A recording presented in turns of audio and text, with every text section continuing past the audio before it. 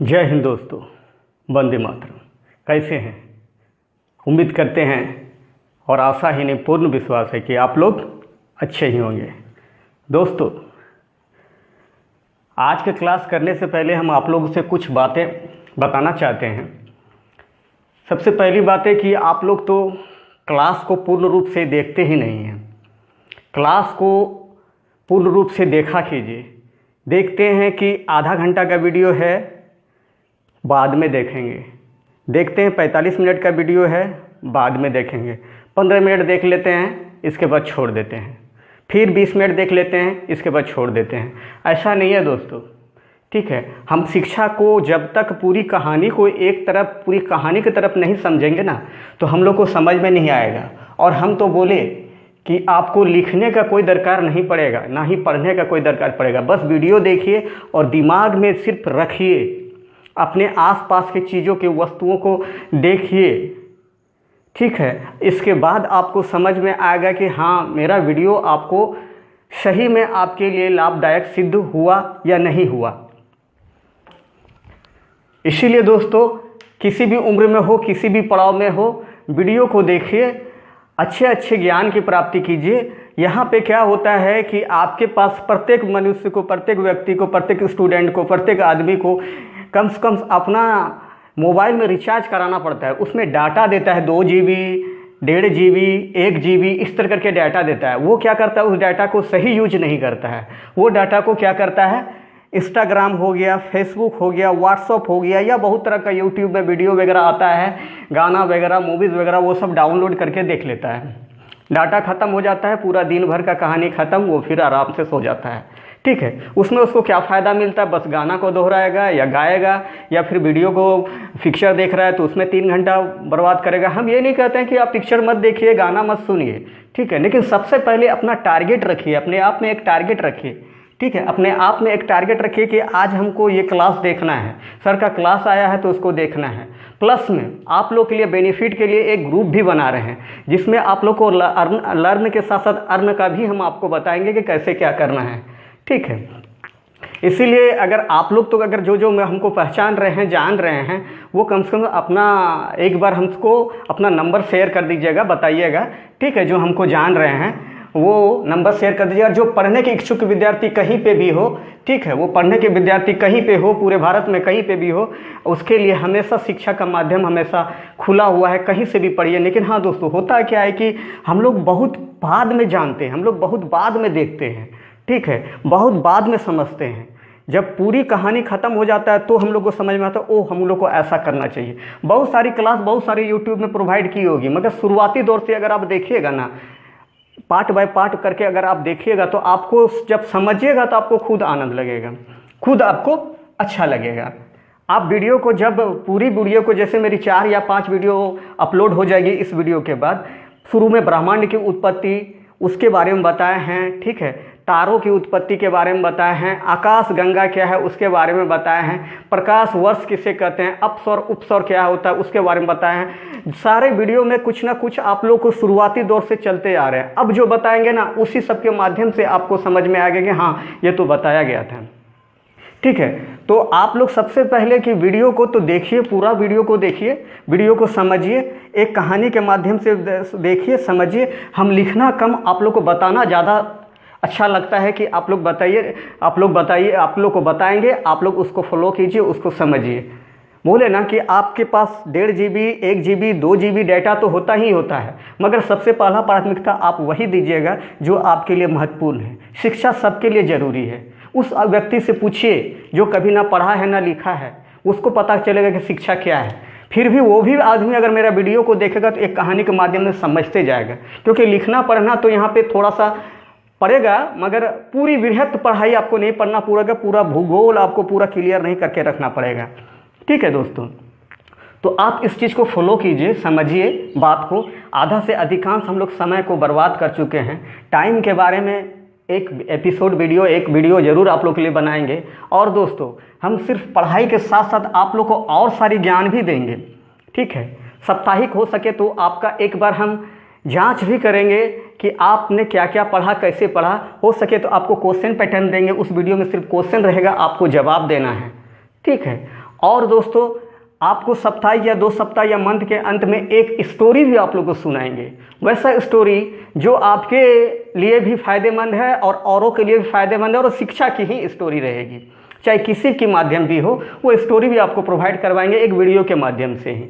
तो फिलहाल हम लोग को यही टारगेट रखना है, एक तो नियमित आप अपने आप में जिस भी उम्र में हो, जिस भी पड़ाव में हो, चाहे 25 हो, चाहे 30 हो, चाहे 35 हो, चाहे 40 हो, चाहे 45 हो, चाहे 15 हो, चाहे 16 हो, जो भी में हो, जिस उम्र में हो, आपकी माइंडलिटी, आपकी बुद्धि उतना काम कर रही है कि अब हमको क्या करना चाहिए।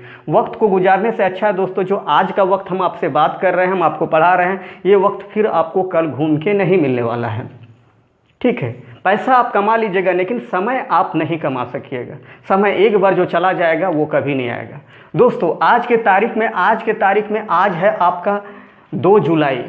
आपको याद है अगले क्लास में हम लोग बताए थे कि 4 जुलाई को अपसौर होता है, सूर्य की सीधी किरणें हम लोग के पास पृथ्वी पे पड़ती है, वो भी भारत में पड़ती है, पृथ्वी के भारत हम लोग के देश में पड़ती है, ठीक है, जिसके कारण दूर रहने के कारण भी हम लोग को गर्मी का एहसास होता है।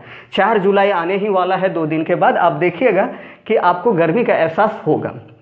3 जनवरी को आप लोग को मालूम ही है कि ठंडी पड़ती है, फिर भी नज़दीक रहता है, फिर भी ठंडी पड़ती। कारण है, अगर अगला वीडियो आप देख लिए होंगे तो अपने आप आपको समझ में आ गया होगा कि हाँ भाई इस कारण होता है, ठीक है। दोस्तों आज आपके लिए बस इतना ही हम आपको बताना चाह रहे हैं। फिर अगले वीडियो जब आएगी उस वीडियो को हम लोग आपके हाथ में हाथ मिला के, आपके हाथ में हाथ साथ करके, आपके साथ में रह के, आपके साथ हम लोग को, आपको भी, हमको भी, और जो भी वीडियो देख रहे हैं सबको आगे बढ़ना है, इसी रूप में नहीं रहना है, आगे चलते जाना है, ठीक है। चलिए अब हम लोग बात करते हैं क्लास के बारे में, अपने टॉपिक के बारे में जिसके विषय में हम लोग वीडियो बनाए थे, ठीक है। दोस्तों आज का विषय है हम लोग का तारामंडल, ठीक है, तारामंडल। तो तारामंडल समझाने से पहले हम आपको पहले का रिवाइज कर देते हैं। पहले हम आप लोग को बता चुके थे ब्रह्मांड की उत्पत्ति, ठीक है, ब्रह्मांड की उत्पत्ति बता चुके थे, सारे कण आपस में सिमटे हुए थे, फिर महाविस्फोटक सिद्धांत हुआ, फिर जाके सारे कण बिखर गए, समय पदार्थ स्थान का जन्म हुआ। इसके बाद बताएं तारों की उत्पत्ति के बारे में। तारों की उत्पत्ति के बारे में आपको बताए थे दोस्तों, सबसे पहले निहारिका आई, ठीक है, निहारिका गैसों का गोला, फिर ये तारा बना, स्टार बना, ही अपना इसमें हीट और उष्मा आने के कारण ये खुद का स्टार, इसमें स्टार बना, ठीक है, क्योंकि इसका खुद का हीट आया, फिर हीट, और उसे तारा कहते हैं जिसमें हीट होता है और जिसमें खुद का ताप होता है, वो तारा बना। तारा होने के बाद फिर वो लाल दानव में परिवर्तित हुआ, ठीक है, रेड जॉइंट, लाल दानव, लाल दानव, फिर इसके बाद सफ़ेद वामन, इसके बाद काला वामन अगर छोटा है तो, अब बड़ा हो गया तो अभिनव तारा बना, फिर इसके बाद क्वेसर, पल्सर, इलेक्ट्रॉन में बदला, ठीक है, न्यूट्रॉन में, क्वेसर में, पल्सर में और ब्लैक होल में बदला। ये आप जान गए तारे की उत्पत्ति के बारे में, हम सिर्फ रिवाइज आपको कर रहे हैं, ठीक है। इसके बाद हम लोग आकाशगंगा के बारे में समझे।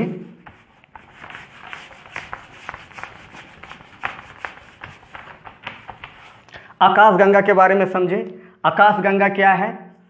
ये एक आकाशगंगा हम लोग का, ये आकाशगंगा, ठीक है, ये आकाशगंगा तीन आकाशगंगा को मिला के एक क्लस्टर का निर्माण करती है, ठीक है। हम लोग का आकाशगंगा का क्या नाम है? मंदाकिनी। आप लोग जान ही रहे हैं, इसको बताने की जरूरत नहीं है। जो हम लोग के करीबी आकाशगंगा उसका क्या नाम है?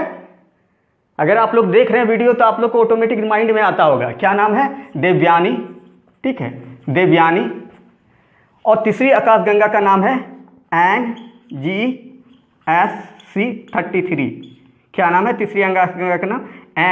NGSC-33, ठीक है, NGSC-33।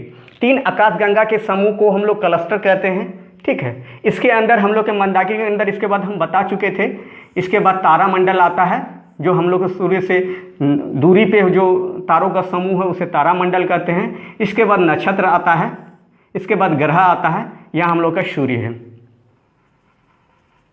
दिखाई दे रहा है दोस्तों? ठीक है, ये हम लोग का सूर्य है। तो आज हम लोग बात करेंगे अपने तारामंडल के बारे में।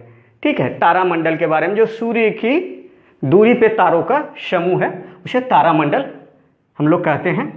ठीक है, और ब्रह्मांड में तो आकाशगंगा फैला हुआ है दोस्तों, ऐसा बात नहीं कि यहीं पे बहुत सारे ब्रह्मांड में आकाशगंगा फैला हुआ है, जिसे देखने के लिए हम लोग प्रकाश वर्ष का उपयोग करते हैं। ठीक है, बहुत फैला हुआ है। इसके बाद आज अब हम लोग बात करते हैं। देखिए दोस्तों, पहला हम लोग का जो सबसे करीबी अगर पूछेगा कि हमारे आकाशगंगा से सबसे करीबी आकाशगंगा देवयानी है। ठीक है, और दूसरी आकाशगंगा अगर पूछेगा तो वो उसका NGSC 33। ठीक है, बस ये याद रखना है, कभी ना कभी आपके क्वेश्चन पे आ जाएगा। ठीक है,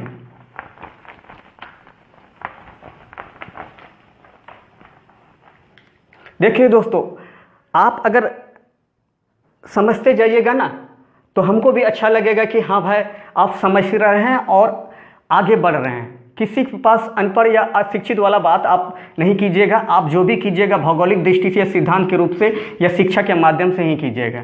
ठीक है, आज अब हम लोग बात करते हैं दोस्तों तारामंडल के बारे में। आप जान रहे हैं ये आकाशगंगा है,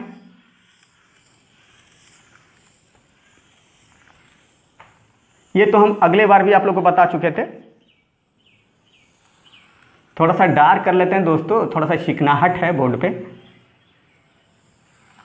ठीक है, आकाशगंगा है। अगर आपसे पूछा जाएगा कि आकाशगंगा का बीच का सेंटर को क्या कहते हैं, सेंटर को कहते हैं हम लोग बल्ज। बल्ज, सेंटर को कहते हैं हम लोग बल्ज। ठीक है, बल्ज इसका नाम है दोस्तों, बल्ज। और अगर आपसे क्वेश्चन पूछ लेगा कि आकाशगंगा में सबसे ज़्यादा तारा कहाँ पे पाया जाता है, मतलब तारे का समूह सबसे ज़्यादा कहाँ पाया जाता है, तो बल्ज में ही पाया जाता है, सेंटर में ही पाया जाता है। सेंटर के अगल बगल यही ना तारा रहेगा दोस्तों। ठीक है, यही ना तारा रहेगा ज़्यादा। हम लोग का सूर्य तो यहाँ पे है। ठीक है, हम लोग का सूर्य तो यहाँ पे है।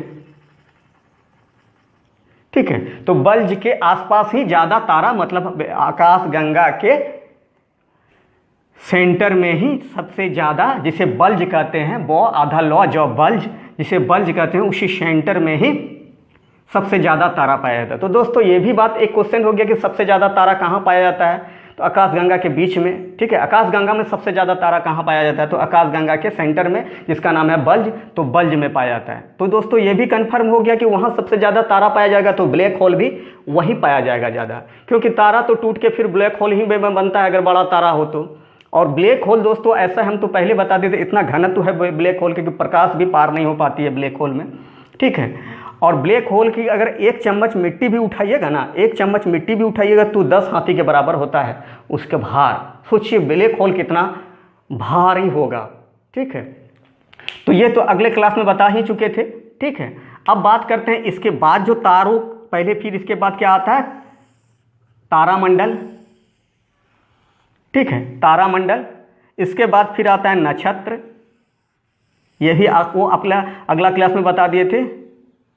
फिर ग्रह, फिर ग्रह। ठीक है, याद आता है तारामंडल। तो आज हम लोग बात करेंगे तारामंडल को, स्पेशल तारामंडल के बारे में ही। आकाशगंगा को समझ चुके हैं। ठीक है, क्लस्टर को समझ चुके हैं, तारों की उत्पत्ति भी समझ चुके हैं।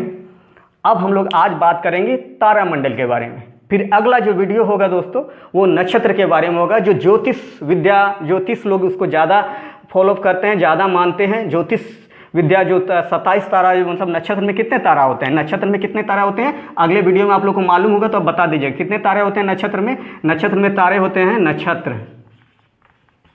नक्षत्र में टोटल तारे कितने होते हैं, नक्षत्र में टोटल तारे होते हैं 27, और तारामंडल में टोटल कितने तारे होते हैं, तारों का समूह होता है 89। याद है ना। ठीक है, 89। ठीक है, तो आज हम लोग अब बात करते हैं तारामंडल के बारे में। ठीक है, तारामंडल के बारे में। और अगर ये भी पूछेगा कि सूर्य के सबसे नज़दीकी मतलब सूर्य के सबसे नज़दीकी तारा का क्या नाम है, यहाँ पे है। ठीक है, सूर्य के सबसे नज़दीकी तारा का क्या क्या नाम है, प्रोक्सिमा सेंचुरी। ठीक है, प्रोक्सिमा सेंचुरी।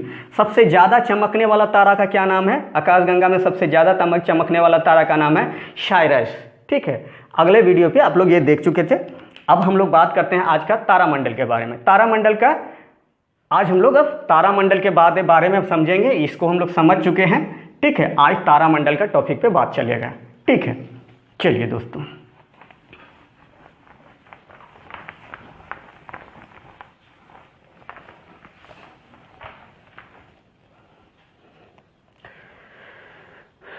देखिए दोस्तों, तारामंडल, जब तारामंडल उसे कहेंगे, तारों के समूह को तारामंडल करेंगे, क्योंकि तारों के समूह में कितने तारे रहेंगे, 89 तारा है तारामंडल में, जान ही रहे हैं। तारे के समूह को हम लोग तारामंडल कहेंगे, ठीक है।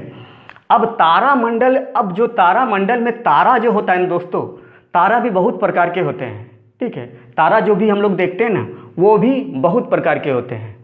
ध्रुव तारा होता है, सप्तऋषि तारा होता है, ओरियन तारा होता है, वृहत सप्तऋषि तारा होता है, लघु सप्तऋषि तारा होता है। मतलब तारा बहुत तरह के होते हैं, लेकिन हम लोग को सब तारा 89 तारा के बारे में नहीं पढ़ना है, जो जो जरूरी है उसी के बारे में हम लोग को जानना है, ठीक है। तारामंडल में जो तारा होता है, जैसे कि ध्रुव तारा का पहले बात करते हैं कि कोई भी देखेंगे, हम लोग आसमान में सोए हैं खुली छत पे ना, तो देख रहे हैं वो देखो ध्रुव तारा।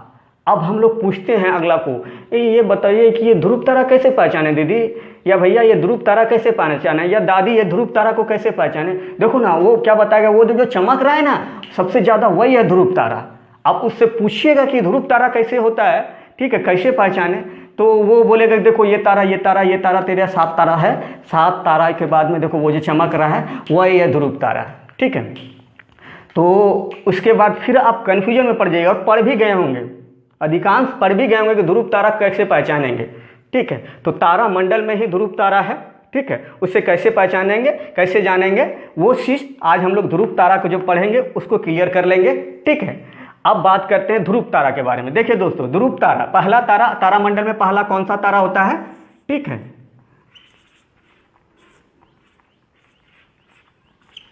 ध्रुव तारा,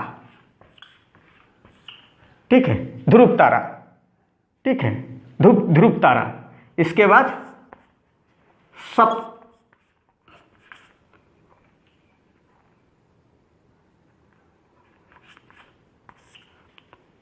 ऋषि तारा,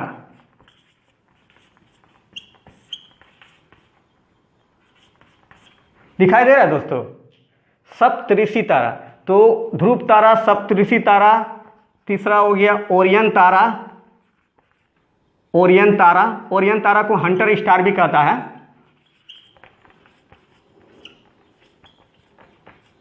हंटर स्टार, ठीक है, ओरियन तारा को हंटर स्टार भी कहता है, ठीक है दोस्तों।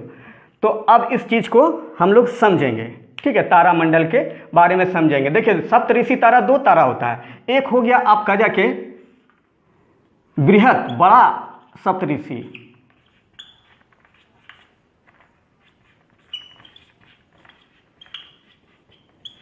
दूसरा हो गया लघु सप्तऋषि,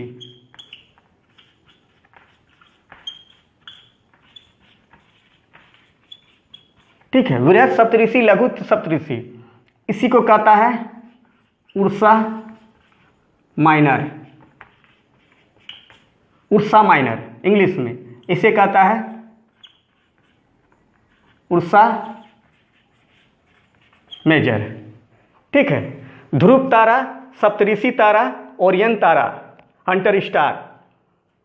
सप्तऋषि तारा 2 तरह के होते हैं, बृहत सप्तऋषि, लघु सप्तऋषि। इंग्लिश में उर्सा मेजर, बृहत जो बड़ा है उर्सा मेजर, और लघु जो छोटा है उसे कहेंगे उर्सा माइनर, ठीक है। यहाँ तक समझ गए। जिस से क्वेश्चन पूछता है उसी तारा के बारे में आप लोग को हम बता रहे हैं, ठीक है।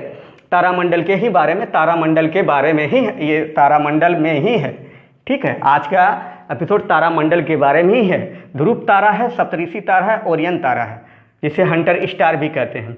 अब तारा के बारे में समझिए, इस चीज़ को समझ गए, हो सके तो आप देख लीजिए या स्क्रीनशॉट मार लीजिए, ठीक है, स्क्रीनशॉट मार लीजिए, क्योंकि इसी स्पेस पे हम बताएंगे आपको, ताकि हमको इसको मिटाना पड़ेगा, ठीक है। अब देखिए दोस्तों,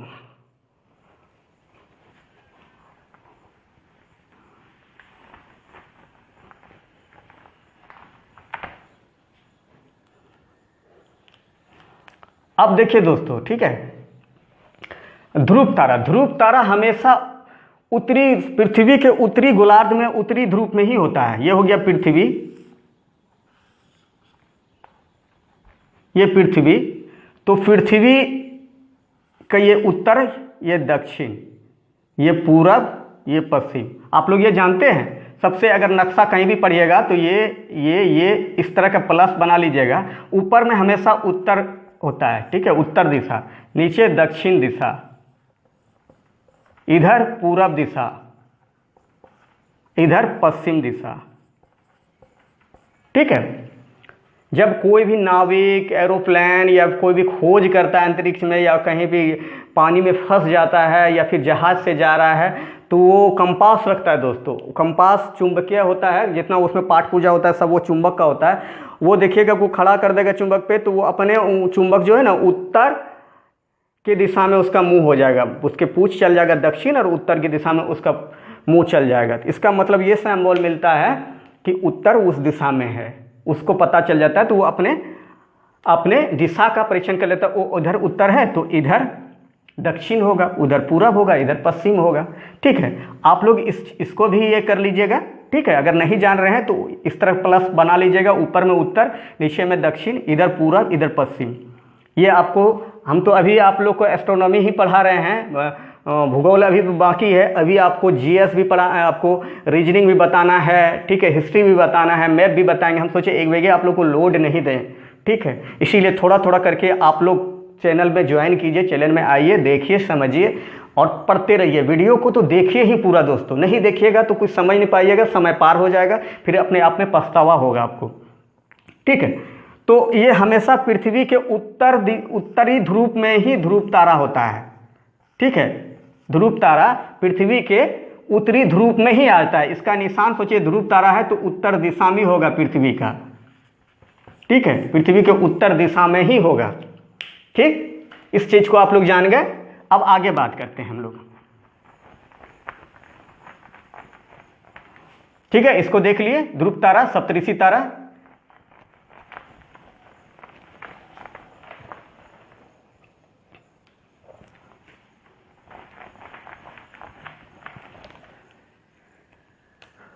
अब देखिए दोस्तों, जब ध्रुव तारा अगर होता है ना, तो देखिए वो 7 तारों का समूह होता है। मान के चलिए एक समूह यहाँ, एक तारा यहाँ, एक तारा यहाँ, एक तारा यहाँ, 4 तारा, 1 तारा, 2 तारा, 3 तारा, 4 तारा, ठीक है। और फिर होगा फिर इधर 3 तारा, 1 तारा, 2 तारा, 3 तारा, मतलब ये 4 का एक समूह और ये 3 का एक समूह, यहाँ तारा, ठीक है। ये 1 तारा, दूसरा तारा, तीसरा तारा, चौथा तारा, 5वां तारा, 6ठा तारा, 7वां तारा।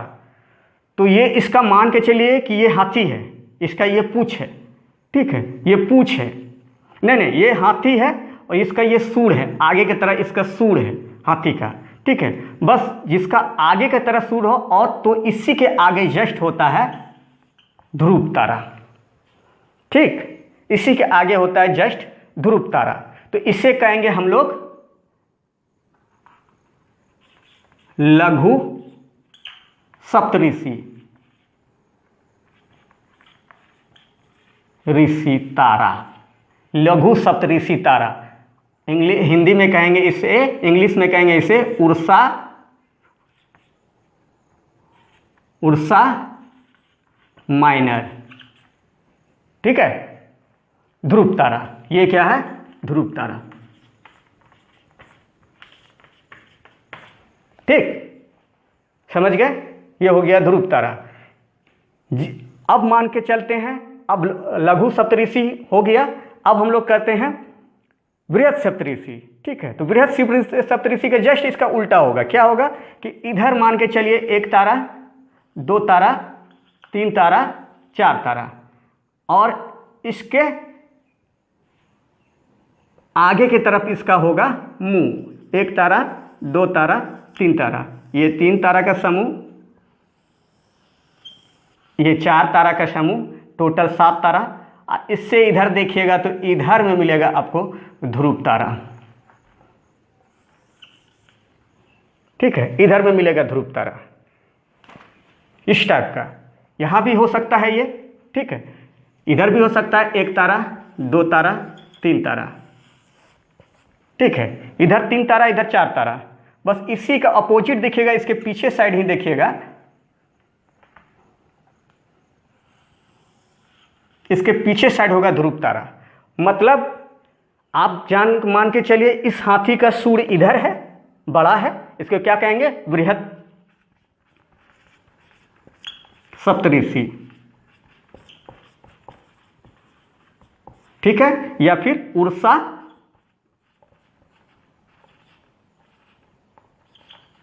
मेजर, ठीक है। अब दोस्तों इसका कंफ्यूजन हम आपको दूर कर देते हैं, ठीक है।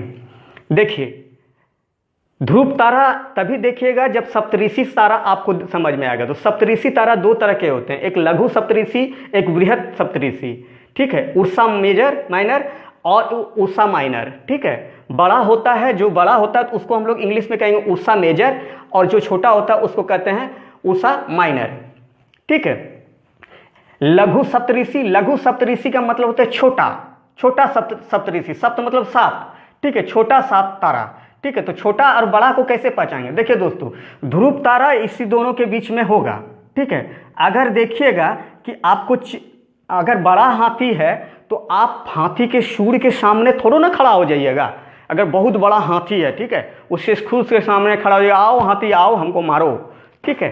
तो हाथी के सामने चालाक रहिएगा तो बड़ा हाथी के सामने खड़ा नहीं होइएगा, ठीक है। उसी तरह ये बड़ा है इसीलिए, ठीक है, इस हाथी के पीछे आप उस हाथी के पीछे खड़ा रहिएगा। चालाक आदमी है ना तो हाथी के पीछे खड़ा रहिएगा, वो हाथी इसके पीछे रह जाते हैं, ठीक है, बड़ा हाथी। तो वो उसी तरह जो बड़ा है ना, वो बड़ा उसके पीछे में ध्रुव तारा खड़ा है, बड़ा सप्तऋषि के पीछे में खड़ा है, ये सूंड, ये हाथी, इसके पीछे ध्रुव तारा खड़ा है। और छोटा सप्तऋषि में क्या होता है, मतलब छोटा सप्तऋषि के तारा में क्या होता है, मतलब छोटा हाथी, ये इसका सूंड हो गया ना, सूंड के आगे ध्रुव तारा है ना, ठीक है। तो छोटा सप्तऋषि तारा में क्या होता है कि छोटा हाथी के सामने ना, अगर छोटा हाथी का बच्चा है तो आप बोलिएगा देखो मेरा साहस देखेगा, चलो हम तुमको साहस दिखाते हैं, देखो ये हाथी आ रहा, उसके सामने खड़ा हो जाइएगा, आओ हाथी हमें कुचल के दिखाओ, ठीक है। तो वो आप अपना साहस दिखा रहे हैं किस लिए, क्योंकि आप जान रहे हैं कि वो छोटा है। उसी तरह लघु सप्तऋषि में ध्रुव तारा आगे की ओर आपको मिलेगा, ठीक है। और बृहत सप्तऋषि में बड़ा हाथी है ये, तो ये आपको पीछे की तरफ मिलेगा ध्रुव तारा। ये ध्रुव तारा देखने का आपको आ गया होगा, ठीक है। ध्रुव तारा होता है, ध्रुव तारा सप्तऋषि तारा के बगल में होता है। सप्तऋषि आपको देखना है, जो पीछे, अगर उसका पीछे में ध्रुव तारा है तो सोचिएगा वो छोटा सप्तऋषि का है, बड़ा सप्तऋषि है, तब ना वो पीछे है ध्रुव तारा, ठीक है। और अगर सामने है, 3 तारा के सामने है ध्रुव तारा, 1 2 3 एकदम लाइन पे ही रहेगा। आप कभी देखिएगा गर्मी दिन में या तारा जब होगा तो आप देखिएगा 3 तारा के सामने मिलेगा, पहले गिन लीजिएगा, 1 तारा 2 तारा 3 तारा 4 तारा, इसके बाद फिर 3 तारा 7 तारा, उसके सामने देखिएगा चमकता हुआ, सबसे ज़्यादा चमकता हुआ तारा आपको मिलेगा, वही है ध्रुव तारा, ठीक है। और बृहत सप्तऋषि में आपको क्या होगा, बृहत सप्तऋषि में आपको पीछे की तरफ मिलेगा। ये सूंड हो गया, ये 3 तारा, अगर ये 3 स्टार देख रहे हैं, ये 3 तारा, तो ये मान के चलिए सूंड, हम ऐसे समझाने के लिए आपको बता दिए। ये 1 तारा 2 तारा 4 तारा, इधर 7, इसके पीछे नजर डालिएगा, ध्रुव तारा आपको दिखाई देगा, ठीक है। समझ गए? बड़ा हाथी के पीछे नहीं, बड़ा हाथी के पीछे रहना है, छोटा हाथी के आगे। तो वो छोटा हाथी हो गया उषा मैनर, ठीक है, लघु सप्तऋषि और बृहत सप्तऋषि, ठीक है। सप्तऋषि तारा 2 तरह के होते हैं, लघु सप्तऋषि और बृहत सप्तऋषि, ठीक है। समझ में आ गया होगा, देख लीजिए, ठीक है। अब बात करते हैं हंटर स्टार के बारे में, इधर जगह है, ठीक है। तो इसमें कितने तारे होते हैं? 7 तारे होते हैं, ठीक है। इसमें कितने तारे होते हैं? 7 तारे होते हैं। 7 तारे के आगे में या पीछे में रहेगा। अब दिखाते हैं हंटर स्टार। हंटर स्टार किसे कहते हैं? तो हंटर स्टार मतलब कि देखिए, हंटर स्टार तारा आपको बताते हैं। 1 नंबर हो गया ये मान के चलिए दूसरा, ठीक है। अब देखिए तीसरा। हंटर स्टार तारा में क्या होता है दोस्तों? हंटर स्टार तारा में ना एक तारा, जैसे कि मान के चलिए एक तारा यहाँ होगा, एक तारा यहाँ होगा, एक तारा यहाँ होगा, एक तारा यहाँ होगा, ऐसे ऐसे ऐसे, ठीक है। एक तारा यहाँ, एक तारा यहाँ, एक तारा यहाँ, एक तारा यहाँ। फिर क्या होगा? एक तारा आपका यहाँ होगा, एक तारा यहाँ होगा, एक तारा यहाँ होगा, और फिर ऐसे ऐसे, एक तारा यहाँ, एक तारा यहाँ, एक तारा यहाँ, एक तारा यहाँ, ठीक है, एक तारा यहाँ, इधर एक तारा, एक मिनट दोस्तों, ठीक है। इसमें क्या होगा, एक तारा यहाँ, एक तारा यहाँ, एक तारा यहाँ, एक यहाँ, यहाँ,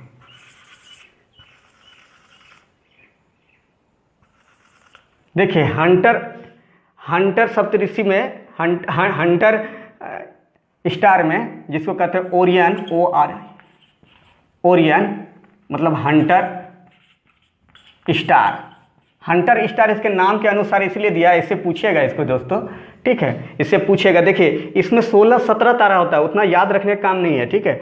ये हंटर के जैसा लगता है, जैसे मान कीजिए ये मुंडी हो गया, ये कमर हो गया, ये कमर हो गया, ये आपका पैर हो गया, ये हाथ हो गया, लग रहा है कि कोई धनुष मार रहा है, लग रहा है कि कोई धनुष मार रहा है, हाथ में पीछे भाला वगैरह लिया हुआ है, तो ये हो गया हंटर स्टार। इसको कहते हैं ओरियन तारा, ठीक है, ओरियन, ठीक है, इसको कहते हैं ओरियन, ठीक है। तो इसमें 16-17 तारा होता है दोस्तों। कितना तारा होता है, 16 या 17 तारा होता है, याद रखने का है, उतना इससे नहीं पूछता है।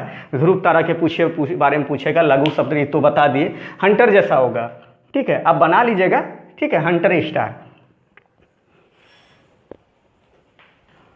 इसके बारे में समझ गए दोस्तों, तारामंडल के बारे में, ठीक है, तारामंडल के बारे में समझ गए। आकाश में के ध्रुव तारा हमेशा उत्तरी ध्रुव के, पृथ्वी के उत्तरी ध्रुव में ही मिलेगा आपको, ये नहीं कि दक्षिणी ध्रुव में, उत्तरी ध्रुव में ही मिलेगा, ठीक है। तारामंडल में ध्रुव तारा मिलेगा, सप्तऋषि तारा मिलेगा। सप्तऋषि 2 तरह के तारा होते हैं, एक बृहत सप्तऋषि, एक लघु सप्तऋषि। बृहत और लघु को पहचानने के लिए हम आपको बता दिए, ठीक है। इसके बाद ओरियन तारा मिलेगा, इसके बाद ओरियन तारा मिलेगा। ये ओरियन तारा को भी हम बता दिए, उसको हंटर स्टार कहता है, इस तरह का बना हुआ रहता है, ठीक है। अब हम लोग समझ गए, किसी को कोई दिक्कत, ठीक है, कोई दिक्कत नहीं, ठीक है। अब देख लीजिए तारामंडल का कहानी हम लोग कर लिए। टोटल तारामंडल में कितने तारा होते हैं, 89 तारा होता है। कितने तारा होते हैं, 89 तारा होता है, ठीक है। 89 तारा को हम लोग को पढ़ना नहीं है, ठीक है, बस मुख्य तारा के बारे में बता लिए, ठीक।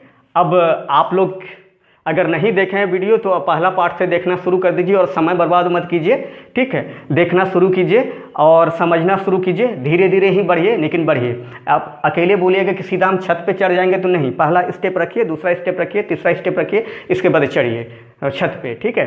तो अब दोस्तों हम आपसे यही कहना चाह रहे थे, ठीक है, कि अभी तो सिर्फ हम लोग एस्ट्रोनॉमी का क्लास कर रहे हैं, अब तो नक्षत्र, अगला वीडियो में नक्षत्र पढ़ाएंगे, नक्षत्र को भी समझिएगा। नक्षत्र भी एक बहुत अच्छा टॉपिक है, बहुत अच्छा भी लगेगा आप लोग को। थोड़ा सा गच-पच है जिसको हम फिर से आप लोग को समझाएंगे, थोड़ा सा अगर नहीं समझे तो कमेंट बॉक्स में पूछिएगा, ये भी नहीं समझे तो कमेंट बॉक्स में पूछिएगा, ठीक है।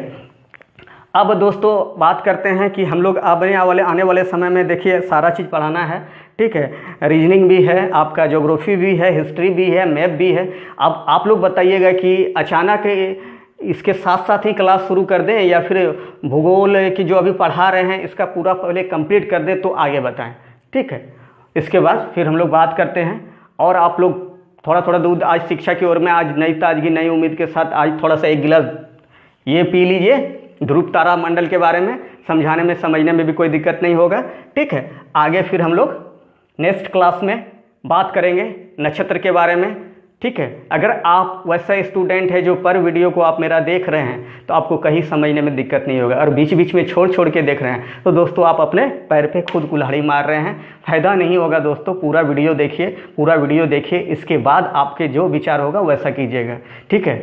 फिर भी हम आपको समझाने की कोशिश कर रहे हैं कि आप समझिए, आगे बढ़िए, आप कहीं ना कहीं मुकाम हासिल कीजिएगा तो आपको अच्छा लगेगा। देखिए उतना मेरे पास टेक्नोलॉजी नहीं है कि हम डिजिटल के माध्यम से बता सकें, लेकिन हम अपने भाषा के, अपने जुबान के माध्यम से अपने सबको पूर्णतः समझाने का प्रयास कर रहे हैं दोस्तों, ठीक है।